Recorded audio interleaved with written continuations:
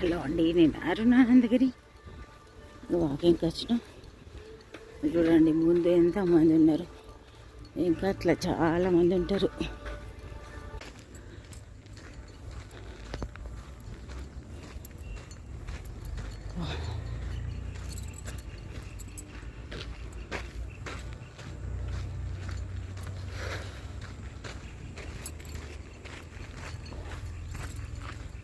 ఇక ఇప్పుడైతే వాకింగ్ అయిపోయింది, ఇంటికి బయలుదేరిన. నేను అరుణానందగిరి. ఇక ఈరోజు శుక్రవారం. ఇప్పుడు లక్ష్మీదేవి అమ్మవారికి అష్టోత్తరం చేసుకుందాం కుంకుమతోటి. శ్రీ మహాలక్ష్మీ దేవతాయ నమః. అష్టోత్తర శతనామ పూజాం సమర్పయామి. శ్రీ మహాలక్ష్మికిను నీరజాలయమునకు నీరాజనం నీరాజనం నమస్కృత. ఇక ఇప్పుడే మరి మన పూజ సంపూర్ణమైంది. ఇక్కడైతే నేను గంట కొట్టుకుంటూ హారతి ఇస్తాను కాబట్టి నేను అరుణానందగిరి ఇడ్లీ పిండి కలిపి ఉంచిన. ఇప్పుడు దీనిలో నేను రాగి పిండి మిక్స్ చేస్తున్నా. కొంచెం పూలు వేసుకుందాం, అవసరం ఉన్నంత వేసుకుంటే అయిపోతుంది. మొన్న ఈ ఆయిల్ రాసుడు మర్చిపోయాం కదా, అయితే ఇడ్లీ స్టవ్ మీద పెట్టి మరి చట్నీ చేయాలి. ఇక ఇడ్లీ రెడీ అయిపోయింది.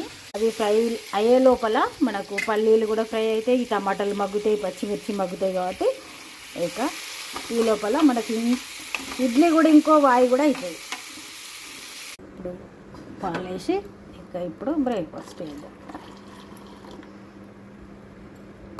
ఇడ్లీ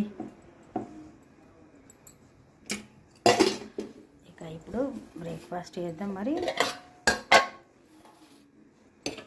చట్నీ అయితే కొత్త కాంబినేషన్లో చేసిన, మంచి స్మెల్ అవుతుంది, సూపర్గా. నేను ఇదే ప్లేట్లు వేసుకుంటా. మా వారికి అయితేనేమో వాళ్ళకు సపరేట్ గిన్నె కావాలి, నాకు ఇంట్లోనే తింటారు. ఇప్పుడు బ్రేక్ఫాస్ట్ కంప్లీట్ చేద్దాం. మన టీ కూడా రెడీ అవుతుంది. టీ తాగిన తర్వాత ఇక మిగతా పనులు చేద్దాం. శుక్రవారం సందర్భంగా మరి దీపారాధన చేసుకున్నాం. చూడండి, ఇప్పుడే ఇంతకుముందు ఉసిరి చెట్టు దగ్గర దీపారాధన చేసి వేదా. హలో అండి, నేను అరుణానందగిరి. ఇక ఈరోజు మరి మన వంట పప్పుచారు చేస్తే బాగా టమాటాలు భలే కనిపిస్తున్నాయి కదా, కొత్తిమీర.